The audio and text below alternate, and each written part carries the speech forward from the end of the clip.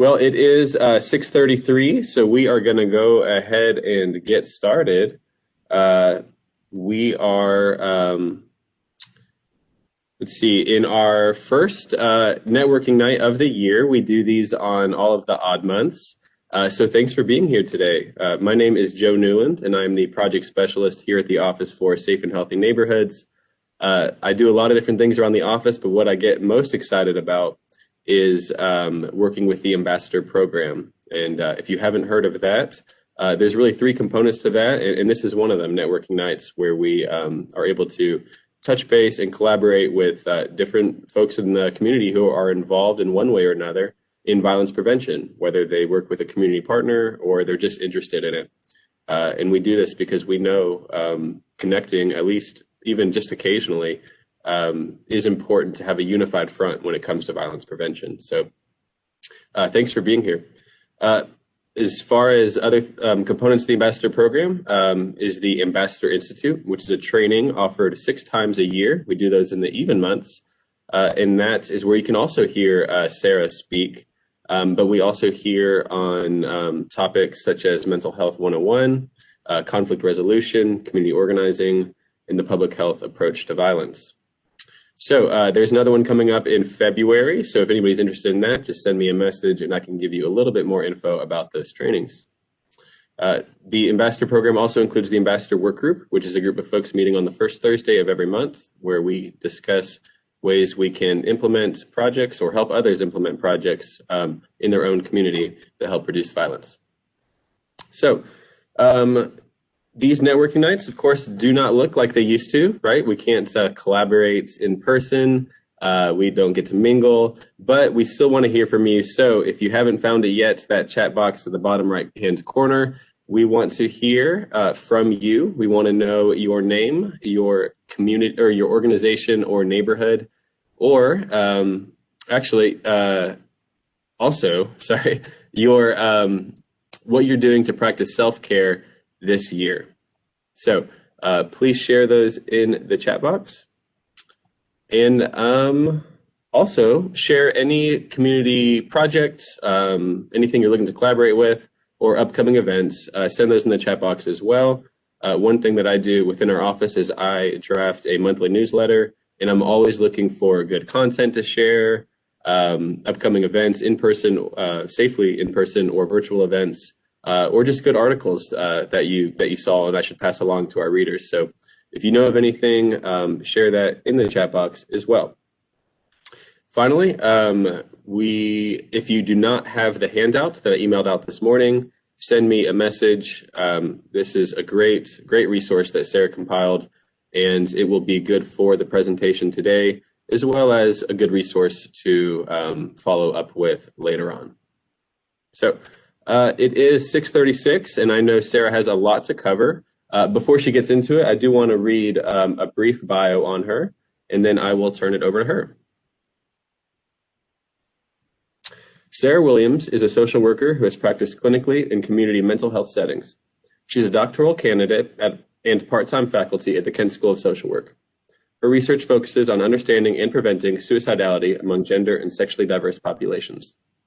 Sara's passion for suicide prevention began in 2010 when a close friend of hers died from suicide. Her journey from loss survivor to clinician, researcher, and teacher has inspired a great passion to spread hope and to educate as many people as possible on suicide prevention.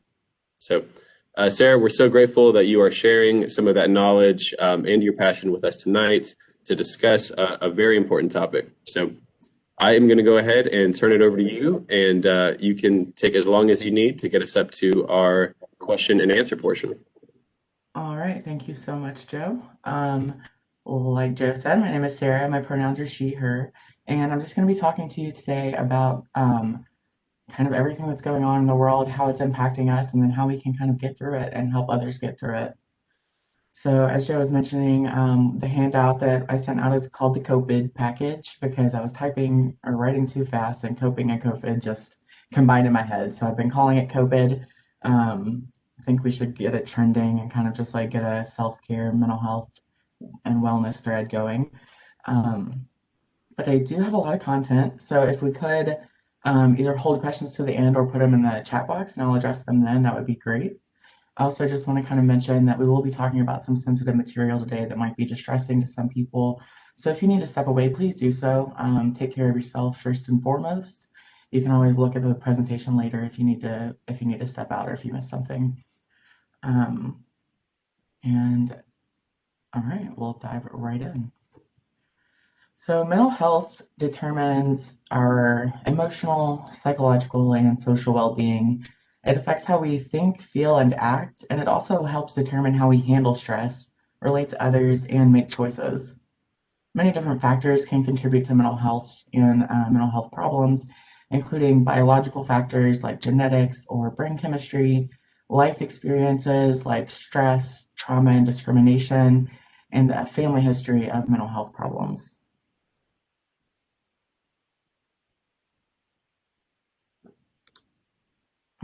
Sorry, my clicker wasn't working. Trauma, the English word trauma is derived from the Greek word for wound, and this word kind of connotes a physical injury and parallels the psychic wounding that can often follow a traumatic experience. Trauma results from an exposure to an incident or series of events that are emotionally disturbing or life-threatening. A traumatic event can be shocking, scary, or dangerous, and it affects people emotionally and physically in the short term and long term. Experiences like abuse, neglect, sudden separation from a loved one, racism, discrimination, oppression, violence in the community, and exposure to long lasting disruptive circumstances are examples of traumatic events. Responses to trauma can be immediate or delayed, brief or prolonged. Most people have intense responses immediately following a trauma, and often for several weeks or months after a traumatic event. Physical symptoms of trauma can include headaches, stomach pain and digestive issues, feeling tired, having a racing heart and sweating, experiencing a lot of muscle tension, dizziness, and changes in sleeping patterns, as well as sleeping too little or too much or having very intense night terrors. In addition to that, the kind of things we think of most when we think of trauma are the psychological and emotional responses, which can include anger towards others who are involved, rage, especially if that's kind of out of character for someone, depression, kind of feeling like you're on an emotional roller coaster, a lot of fear, fearing some sort of ongoing victimization or trauma, fearing what others think, feeling powerless and unsafe, just experiencing a lot of guilt and frustration, loneliness, sadness, or numbness. Cognitive responses, so those that affect like how we're thinking, include confusion, difficulty concentrating, having trouble remembering or making decisions, having distorted thoughts or flashbacks, slowed thinking, just kind of thinking that the world in general is unsafe, having thoughts about dying, and having racing thoughts. Some of the mood and behavioral responses include withdrawing from friends and family, changes in sexual activity or substance use, a lot of relationship changes and issues and conflict, difficulty trusting, kind of falling out of a daily routine, and having kind of just an inability to perform tasks and keep up with life on the day to day. And finally, spiritual responses to trauma can include despair, feeling like life is meaningless, having a loss of faith, and questioning old beliefs. For most people, these are normal and expected responses to trauma, and they generally lessen with time. In some cases, these responses continue for longer, and they may interfere with everyday life. If they are starting to interfere with everyday life, it's really important to kind of seek professional help. Just to kind of note, children and teenagers may experience trauma differently, and their symptoms may look differently from how adults experience trauma.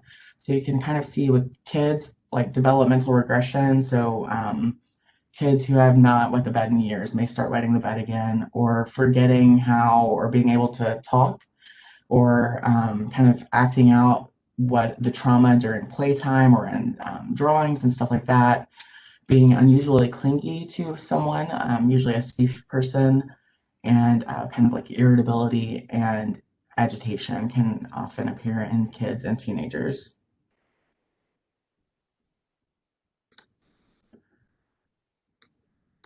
So trauma and mental health affect our ability to deal with stress, but then stress also impacts our mental health and our ability to deal with trauma.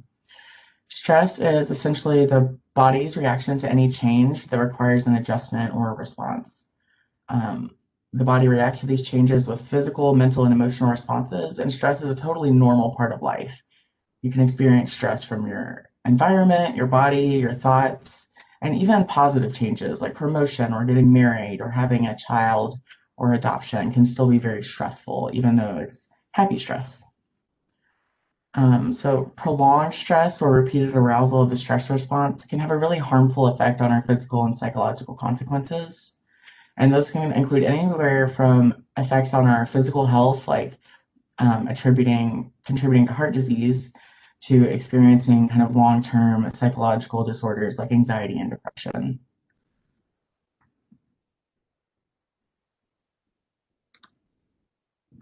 So there's just a whole heck of a lot going on right now. I'm sure you've noticed that. But over the last year, things have been going on that we really don't have any idea how to deal with. We're trying together, we're trying alone to navigate a world that's unlike anything we've ever experienced before.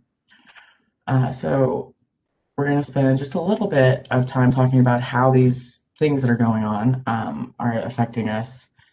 We're facing a public health crisis, an economic crisis, and a civil rights crisis all at the same time. And these are all impacting us in ways that we couldn't have anticipated before. So, COVID, sure you've heard of it, sure you can't get away from it. In the news, everywhere else, it's 24 hours. We have been living in a 24-hour cycle of bad news for over a year now. So we're bound to have a lot of different detrimental effects from that, including the kind of major thing of this fear of a global pandemic, increasing our anxiety and our fear and our worry.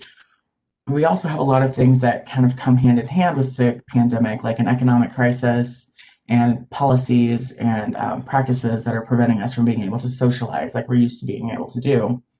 So we've got kind of pandemic specific factors that are contributing to mental health struggles and to suicidality right now, including social distancing and isolation. We just kind of feel alone. The disruption of our everyday routine in life is really kind of throwing a lot of people's balance off in a very real way that I think a lot of people aren't really talking about.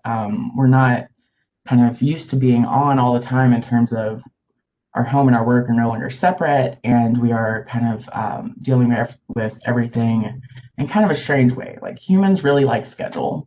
Whether or not I like to admit it, I don't like to admit it. We really like schedule and routine. We're also experiencing widespread loss and grief. 400,000 people alone in the US have died already from the pandemic. So, as a country, as a world, as a population of humans, we are all suffering grief and loss.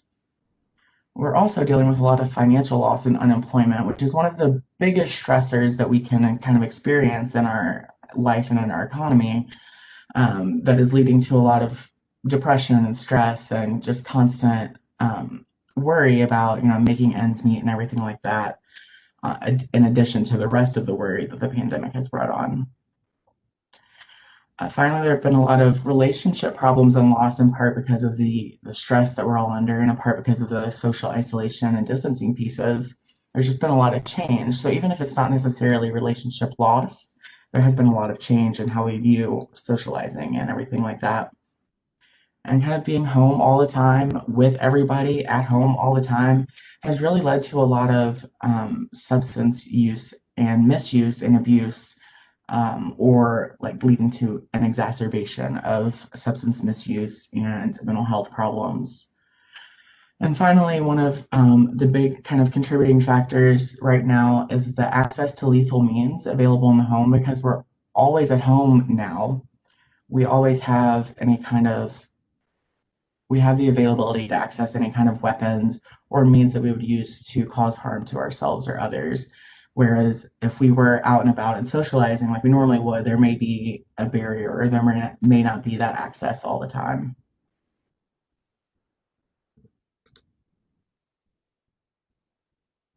So there's been a whole lot of civil unrest this year. Kind of things have boiled to the surface at this point. Things that have been going on for centuries and centuries and decades, fights that have been happening since the beginning of the country, have really surfaced this year in a way that has not happened before in my lifetime. And so we are all being impacted by the kind of political climate, the civil unrest, and the racial injustice that's going on.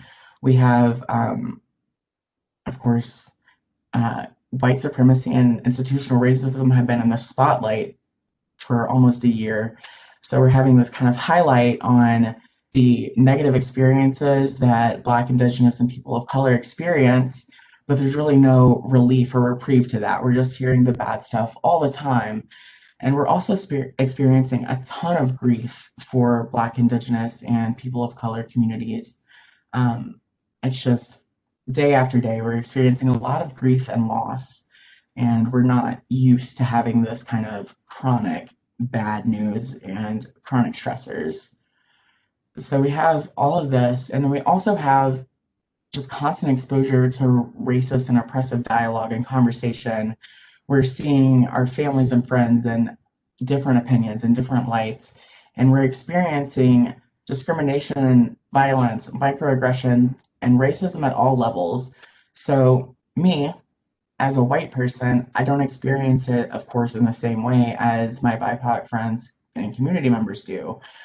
Um, I am experiencing a lot of distress over it, over everything, but I cannot imagine that I have any idea what it's like to have my identity and my personhood being attacked for what it is, for just being me. Um, and so, especially for minority groups like BIPOC communities and for gender and sexually diverse communities, there's a lot of widespread division between families, peer groups, friends, and the whole country. And a lot of extreme beliefs are coming out that are making it kind of really difficult to connect and maintain a peaceful environment for a lot of people. So, like, for example, if you've got a queer or trans teen at home that normally has a really supportive group of peers or friends at school, but their home life isn't super supportive of their identity, it's going to be a lot harder to just navigate through day to day life just because of what they're experiencing and the environment that they're in. So we have to really think about all of those different kind of intersectional points of someone's life when we're conceptualizing and thinking about all of the different types of stress and trauma that we're experiencing every single day. So we've already kind of talked about a little bit of this, but the chronic stressors and crises that we're experiencing are really having a big impact on our wellness. We're seeing a lot of impacts um, resulting from, of course, everything, but a lot of research specifically has been done on the impacts of the COVID pandemic, and research is finally like catching up. So we're getting to see a little bit of it right now. Back in June, even the World Health Organization said at this time of crisis, one of the highest tolls is at a psychosocial level, testing the resilience and adaptive resources of the entire population. Globally, we've seen rapid increases in psychological distress, including symptoms of anxiety and depression, substance misuse, and suicidality.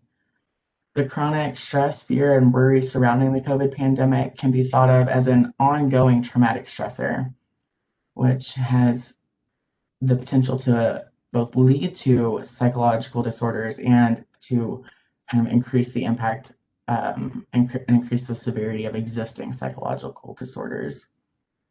And social isolation and loneliness are impacting us in ways that we've never seen before.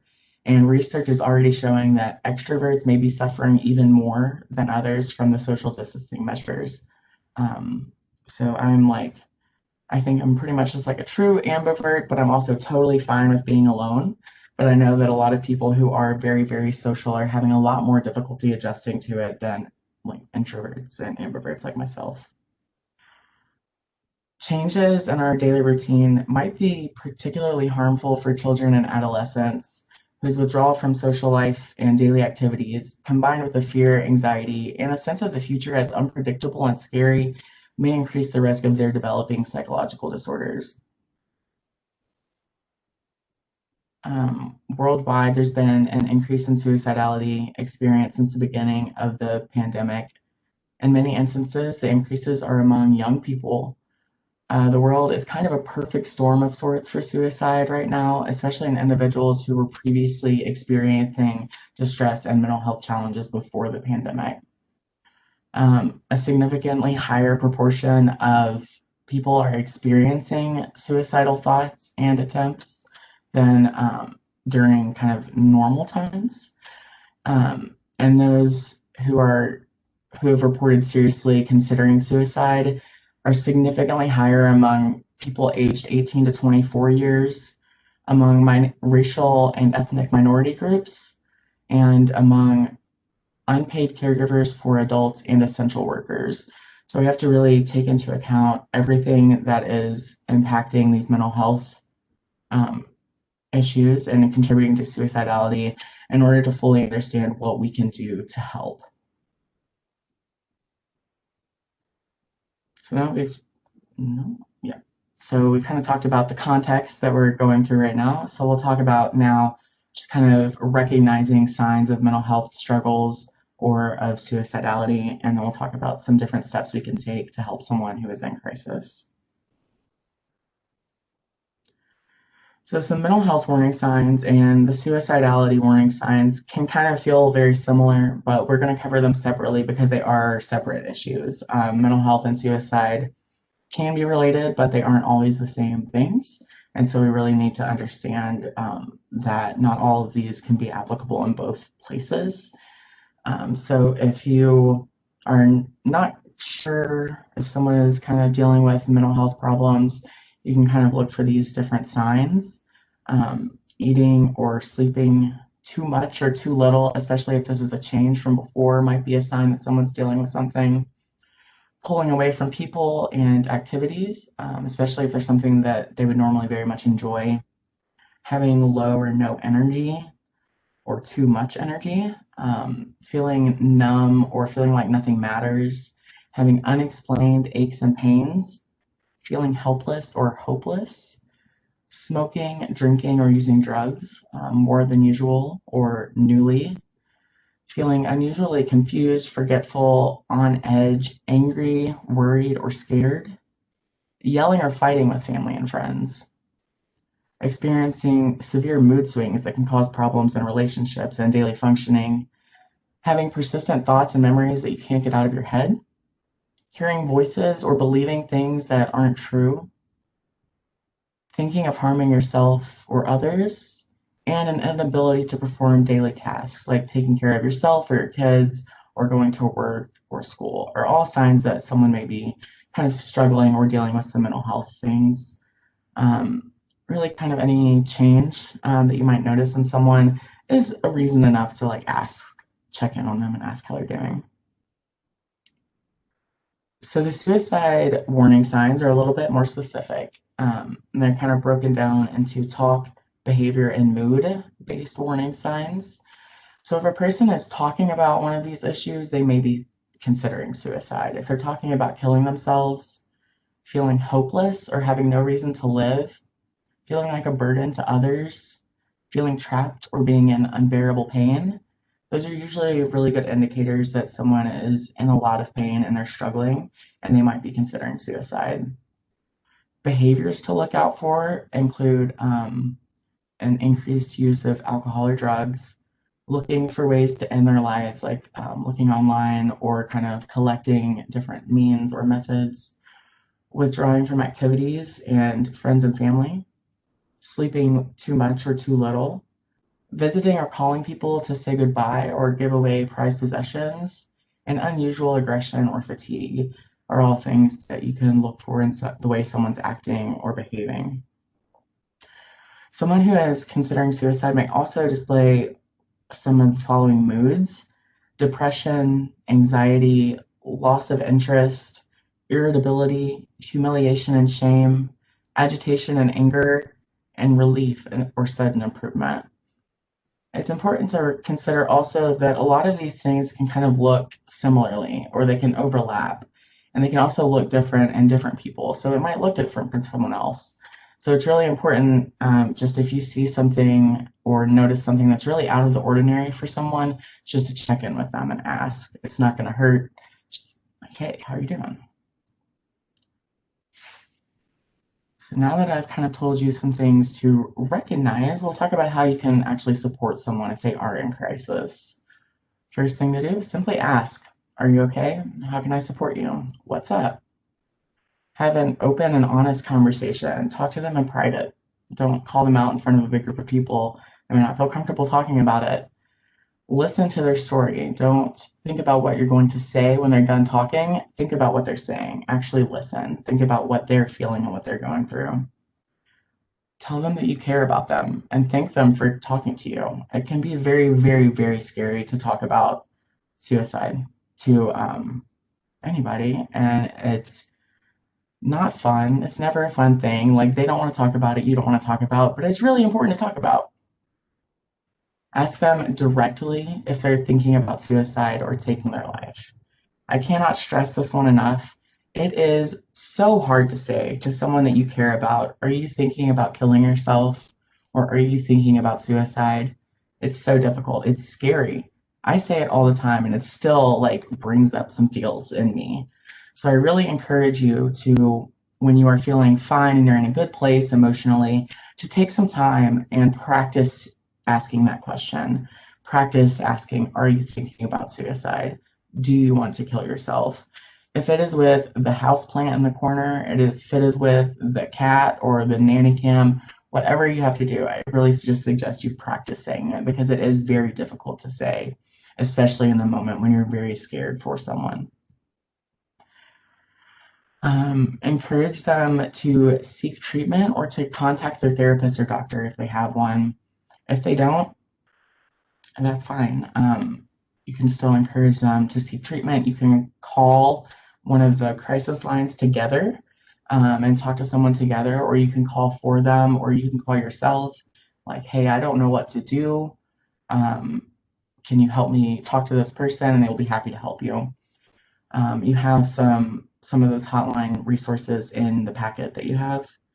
Um, there's just a whole list there, so I'm not going to kind of go over those right now. But lastly, the kind of important thing, if you feel that you can, help them develop a safety plan. There are a couple of templates in that packet for you to use. Just kind of go over it with them. The most important thing is to get them talking about reasons for living. It can be legitimately anything. Can't wait for the new Mountain Dew flavor to come out? That's cool. Just hanging on till Lizzo drops a new album? All right. Waiting for live music to be a thing again? I sure am. The goal here is to find some sort of attachment to life and staying alive. Even finding just one reason to stay can generate a lot of hope and really get the process in motion to think, oh, maybe this can get better. Maybe suicide isn't my only option. So you're also going to want to kind of avoid saying a couple of things. Avoid threatening someone, like, I'm going to call the cops on you if you don't stop talking about this, or you're going to get locked up if you admit that you're thinking about suicide. That's not helpful in the moment, and it's also really scary.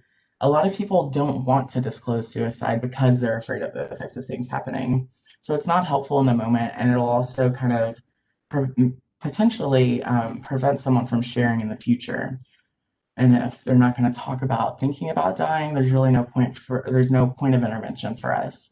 So making sure that people feel like they can talk about it is really, really important. Don't debate the value of life with them.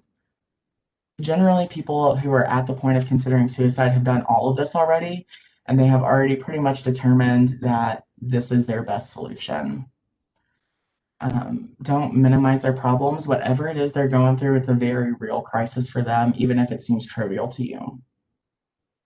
And finally, this is something that we kind of instinctually do because it just feels right, but try not to tell them to think about their family or their children. Most of the time, they have already done that, and in their minds at that time, they fully believe that their family and children are going to be better off with them gone. And so, kind of invoking that again might make them think about those same things again. And so just kind of avoiding that and focusing on more positive things is better in the moment. Now that one's kind of difficult to adjust to because we're like, oh yeah, but what about your kids? But it's not helpful in the moment. If a person says that they are considering suicide, always take them seriously. It doesn't matter if they have said 1,000 times that they wanted to kill themselves and they haven't ever done anything. It doesn't matter. It's always a crisis, and it's way, way better to take someone seriously and nothing happen than to not take someone seriously and someone die. If you can, if you're able to, stay with them. If you can't physically be with them, try to like FaceTime with them, keep them on the phone or something. If you feel safe and comfortable doing so, help them remove any lethal means. So if you know that they have a gun in their closet, ask their roommate or neighbor or brother or someone if they can keep that for this person until they feel safe again. Um, it's not about taking away anybody's guns or anything like that. It's about putting barriers in between you and the way you're feeling right now and the thing that could end your life. So kind of staying with them and helping them remove the lethal means is really a big piece of this. If you can't remove the lethal means, remove them from the lethal means. Go on a walk or do something just to kind of put some distance there. You can always call a support line with them, and you can go to the nearest emergency room or mental health services with them. Those resources are also on the handout in the packet. So kind of some specific examples of what you can say because I like to have specific examples. Are you okay? I've noticed you've been keeping to yourself a lot more often lately. How can I help? How can I support you? Thank you for sharing this with me. I've never experienced what you're going through, but I can tell you're in a lot of pain. What can I do to help? I didn't know you were in so much pain. I'm sorry. I'm here for you. What can I do to help? I'm sorry you're hurting so much. I care about you and I want to support you. What would be the most helpful for you right now? And finally, here are some resources. They're in the packet. I'm not going to go over them because they're just all there for you anyway. And going to get into like the real good stuff of the presentation here in just a minute. So now that we've talked about all the different things that are going on and all the different ways that they can impact us, we're going to talk about how to get through them and not just get through them, but get through them in a great place. Maybe not great.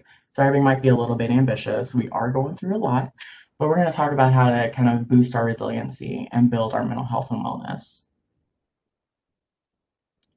But first, we're going to do just a little exercise. We're going to stop. If you're able to, stand up and or stretch.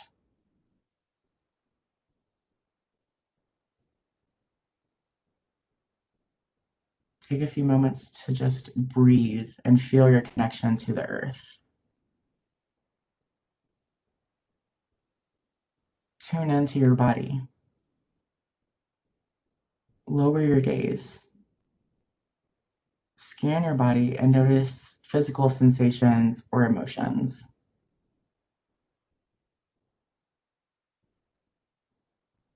Breathe out any unpleasant sensations, emotions, or feelings. And breathe in any pleasant feelings, emotions, or sensations, and let them fill you up on your deep inhale. Observe. Lift your eyes and take in the surroundings. Observe something in your environment that is pleasant and be grateful for that and its beauty.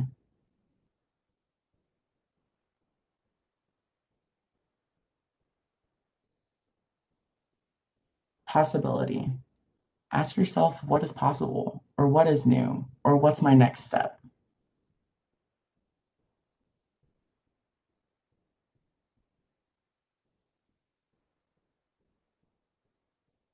Take a few more moments just to breathe and connect with yourself and how you're feeling and how you're doing. And when you're ready and feel good about it, go ahead and sit back down to join us. This was just a quick little mindfulness and grounding exercise that you can do in a minute or less. Sometimes you can take a little bit longer, but this is also in your packet. It's just a really easy one to remember and to just implement. So kind of increasing mindfulness is really important to just getting in touch with how you're feeling and how you're doing. So now that we've had a little minute to refresh, we're just going to talk about what we can do to kind of increase and maintain our wellness. And some ways to do this include connecting with others, staying positive, being physically active, helping other people, getting enough sleep, developing coping skills, and knowing when to ask for help if you need it. So I'm sure that you've noticed some challenges to coping during COVID. Um, what might some of those challenges be? You feel free to turn on your mic for this part because I can't see the chat right now.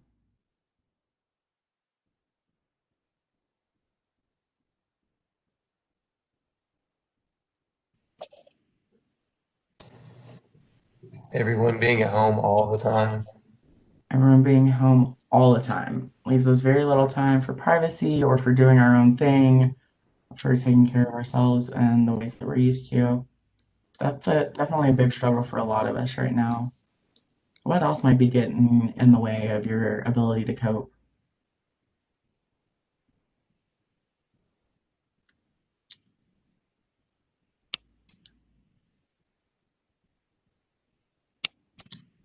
Maybe living by yourself and having that support system to help you cope. Yeah, sure. Living by yourself and being isolated all the time can definitely be difficult, but we are going to talk about some coping things that you can do in isolation that might help. The loss of spontaneity. Yeah, loss of spontaneity. Everything has to be very, very planned, and we can't really just like go out and do stuff when we want. That's a very good one.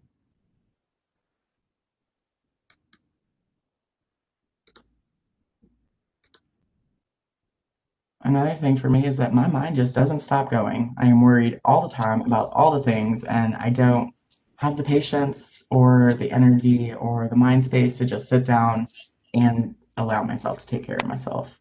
So that's another one of my goals for the year is to practice those mindfulness activities and reconnecting with myself more often.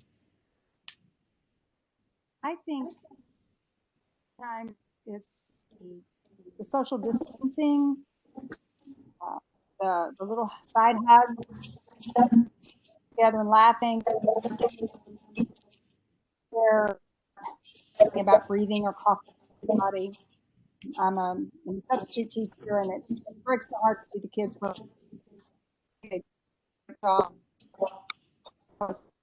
Young people, and but we are surviving, and we're doing very well. Yeah, that's definitely a big part of it.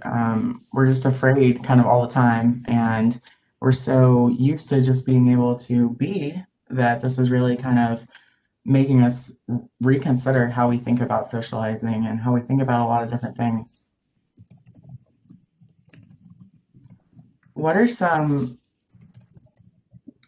sorry, wait, what are some of the ways that you all can think of for overcoming the challenges that we're seeing to coping and decreasing some of those barriers?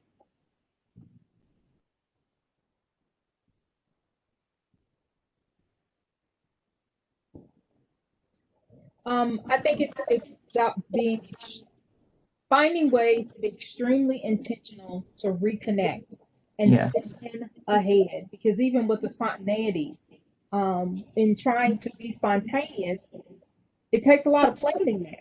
So I don't know exactly how it's done, but I can see a need for that. Yeah, absolutely.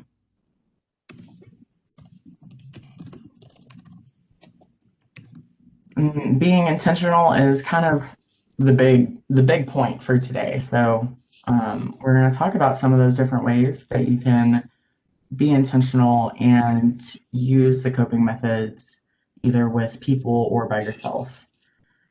So seeking social support is a huge coping strategy for a lot of us for a lot of different reasons. Social support is one of the biggest protectors against suicidality, and it is one of the biggest predictors of positive mental health. Um, in general, we are very social creatures. We're pretty accustomed to having a ton of social contact.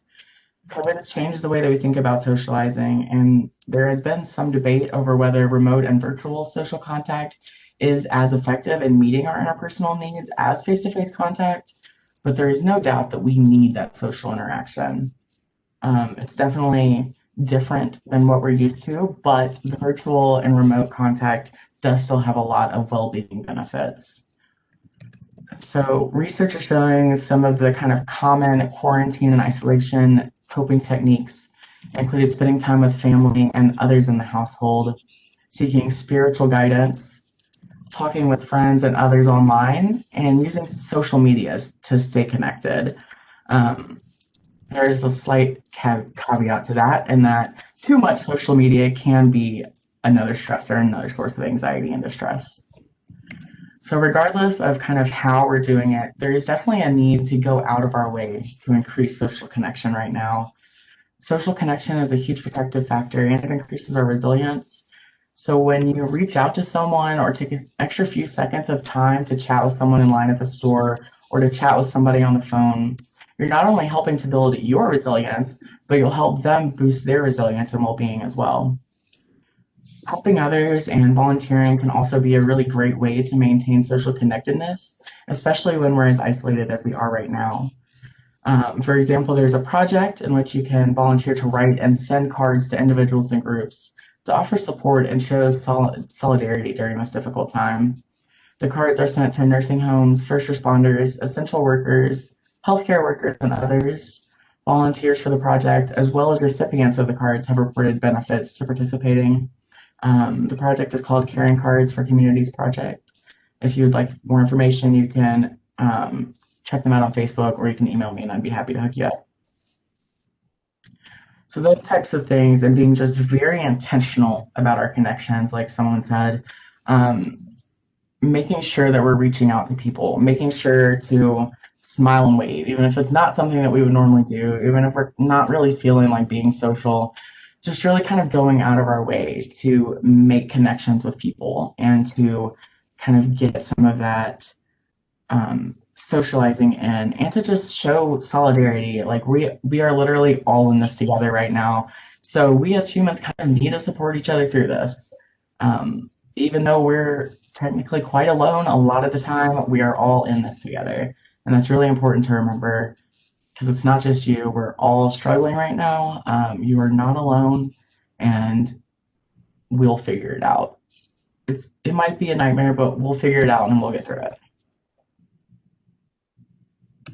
So coping in isolation, a lot of the things that we do to cope are done alone and individually and internally anyway.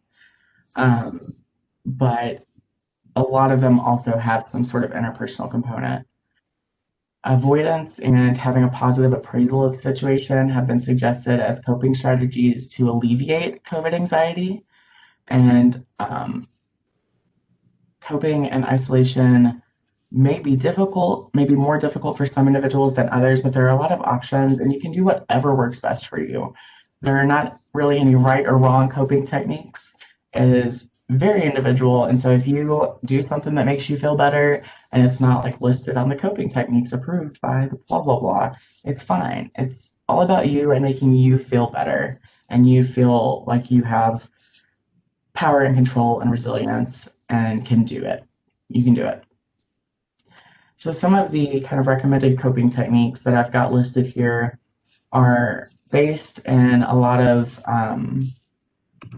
just like typical anxiety and depression and other types of therapy. A lot of them are laid out like a cognitive behavioral framework or mindfulness, but they're all things that you can do alone at any time.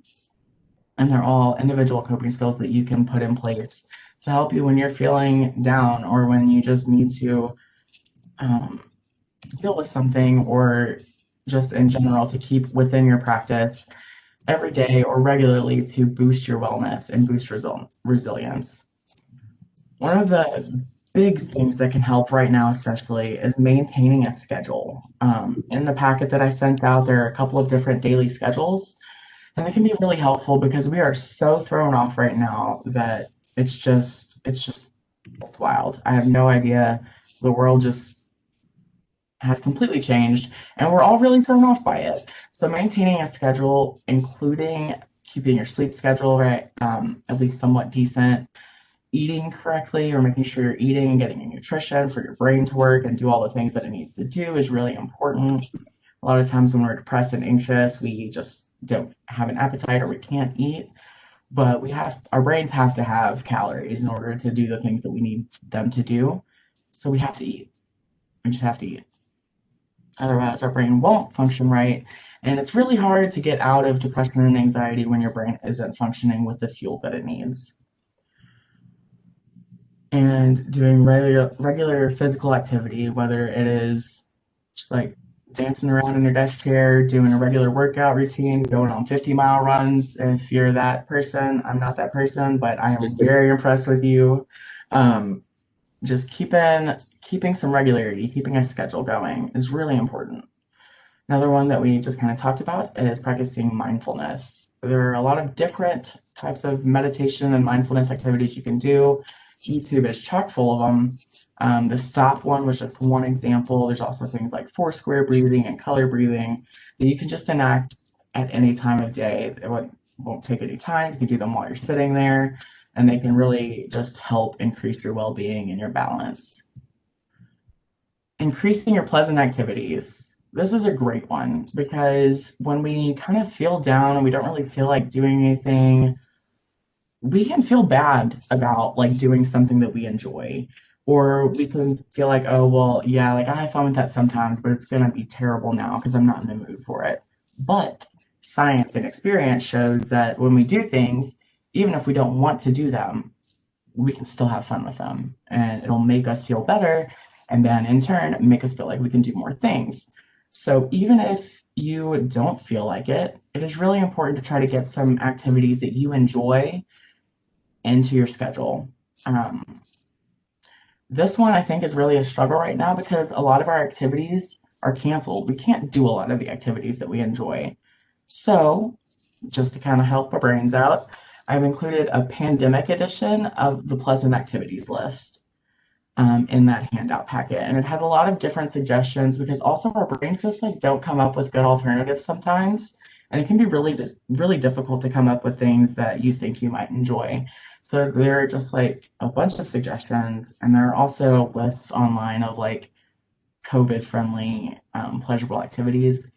But scheduling those and like kind of paying attention to how you feel before, during, and after those can really get you in touch with how you're feeling and how you're doing, and can help begin to make you kind of like feel better and get you in the habit of doing activities that kind of refresh you.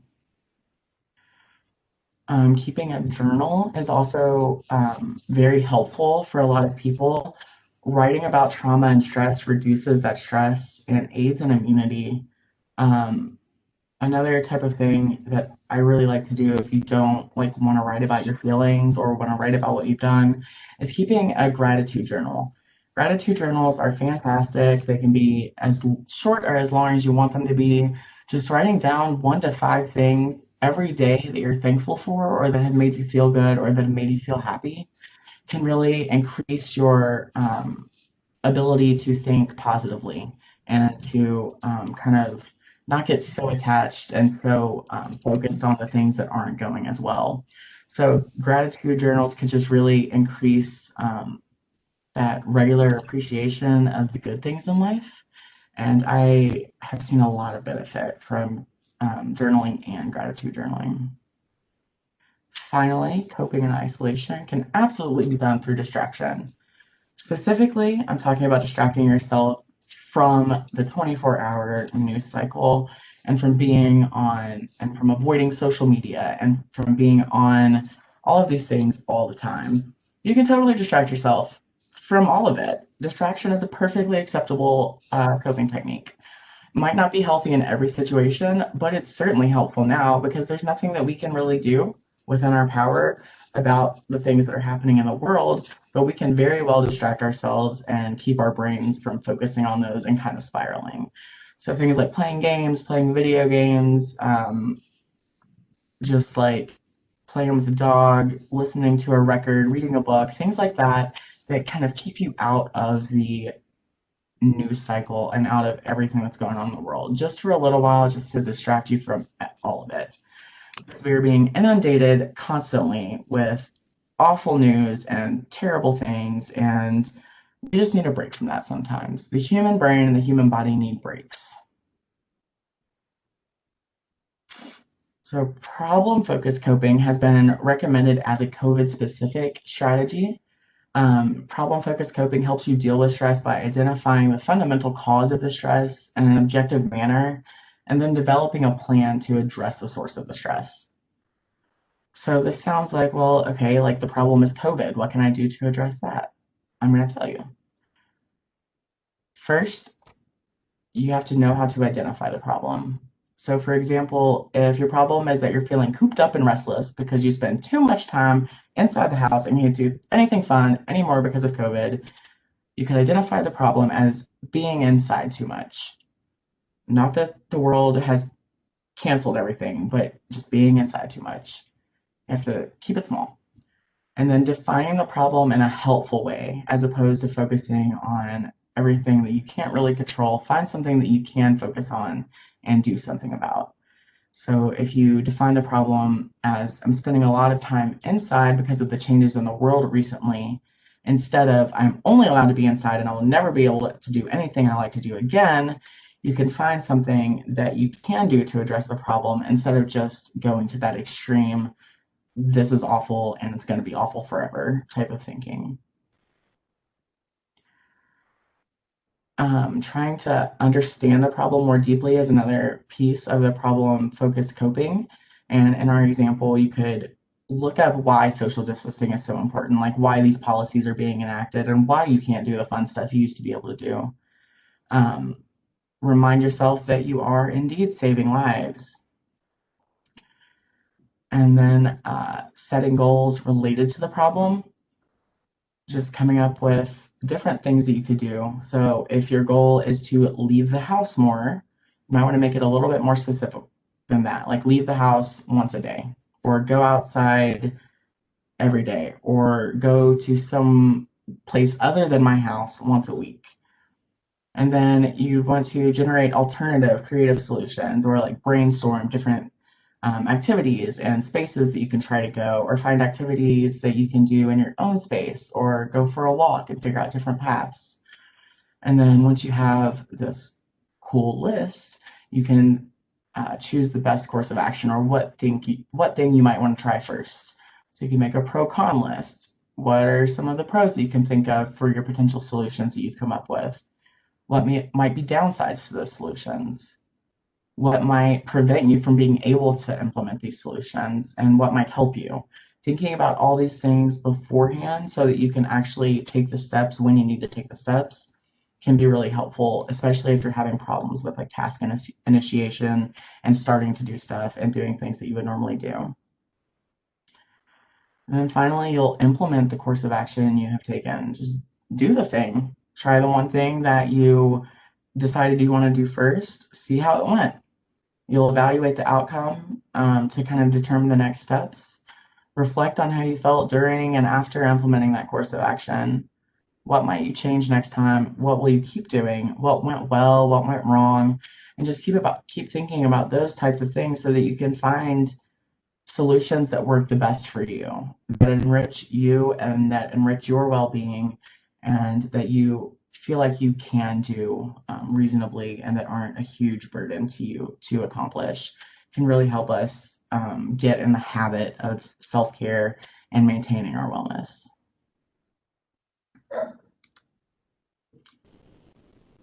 Resilience is associated with higher subjective well-being during COVID, during the COVID pandemic and during isolation, and as well as in all different aspects of recovery and recovering from trauma and all different kinds of stuff. Resilience is the ability to adapt to difficult situations. It doesn't make your problems go away, but it gives you the ability to see past them, to better handle stress, and to find enjoyment in life. In the context of exposure to significant adversity, resilience is both the capacity of individuals to navigate their way to the psychological, social, and cultural resources that sustain well-being, and their capacity individually and collectively to negotiate for those resources to be provided in meaningful ways. So it's building our ability to handle whatever life throws at us. It's building upon our capacity to get through whatever it is that's holding us or that is giving us stress. So there are a few ways that you can kind of build your resilience, and we've talked about different ways to do each of these things today. So if you do want to become more resilient, which I strongly consider you do put some of these things into practice, one of the things you can do is get connected. Building strong, positive relationships with loved ones and friends can provide you with needed support and acceptance in good times and bad times. And you can establish other important connections by volunteering or joining some sort of community. Make every day meaningful. Do something every single day that gives you a sense of accomplishment and purpose. Set goals to help you look forward to the future with meaning and a sense of purpose. Learn from your experiences. Think of how you've coped with hardships in the past. This isn't the first difficult thing you've been through. Consider the skills and strategies that have helped you through difficult times. You have survived every single hard time that you have come across so far. You're doing fantastic. Your success rate is 100%. You can do this too. Remain hopeful. You can't change the past, but you can always look toward the future. Accepting and even anticipating changes makes it easier to adapt and to view new changes with less anxiety. Take care of yourself. Tend to your needs and your feelings. Participate in activities and hobbies you enjoy. Include physical activity and getting sleep and eating right and practicing stress management in your activities to just help you connect with yourself and your needs. And finally, be proactive. Don't ignore your problems. Instead, figure out what needs to be done, make a plan, and take action. It sounds easy. It's not. I know that. But you have the power to do so. You have the skills to do so, and you have the tools to do so.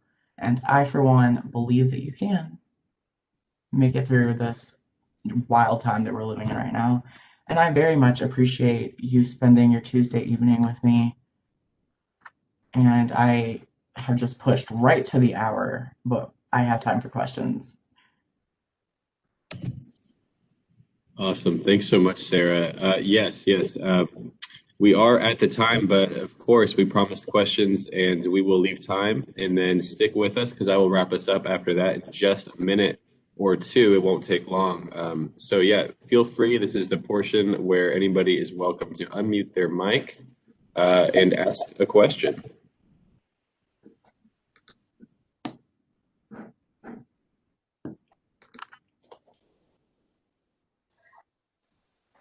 Hi, this is Kelly Markham. I work at the GA Medical Center in Louisville in the suicide prevention program, and I've just been kind of looking for other organizations and possibly coalitions that are happening in the area that are working towards suicide prevention, whether it's directly a suicide prevention focus, or they're doing something indirectly that's helping to bring rates down, in all, not just the veteran community, but in the community as a whole and other cohorts. So I know we probably don't have time to have a big discussion about that, so I'm just going to put my email in the chat box if anybody wants to email me about possibly getting together to talk about how we might be able to work together. Thanks so much, Kelly.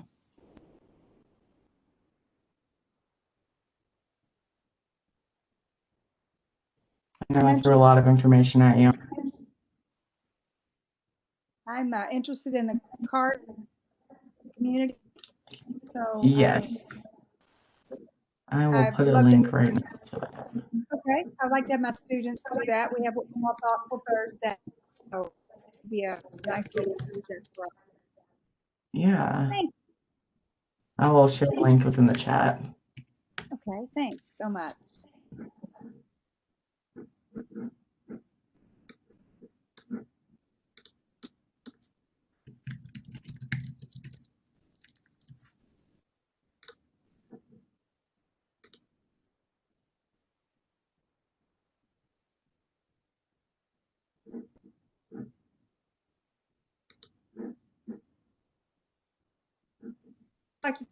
immensely enjoyed the slideshow.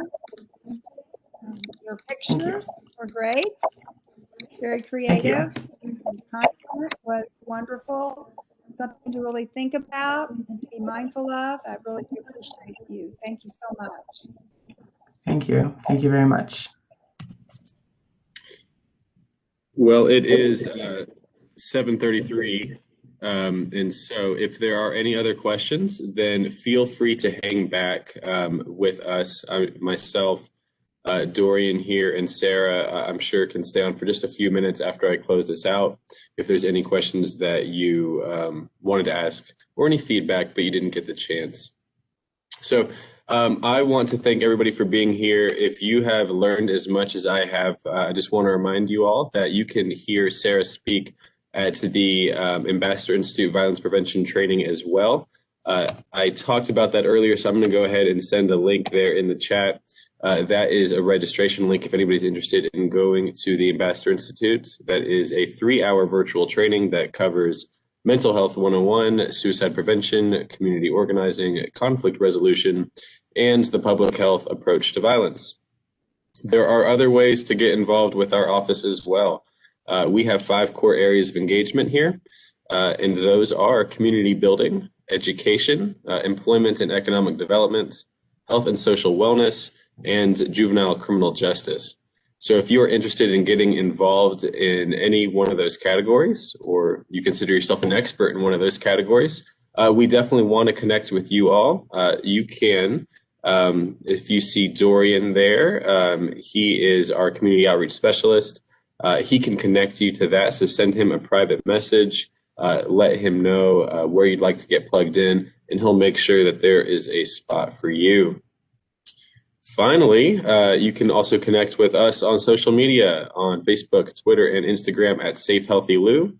We have an Instagram Live virtual town hall series coming up where we will interview community leaders and take questions from the audience on Instagram. So that would be another great way to stay connected. On Friday, I will probably send out an email with this information, upcoming events, as well as any handouts or slides that Sarah generously wants to provide us. Then I will send those with you all. Finally, once again, if anybody just wants to stay on, if they had any questions they didn't get to ask, you're welcome to do so. If not, I just want to thank you for spending an hour with us on a weekday evening. That really means a lot. It was great to see you all tonight, and I hope to see you at another event soon. So you all are free to hop off and have a great night. Thanks for being here. Thank you. Bye, everybody.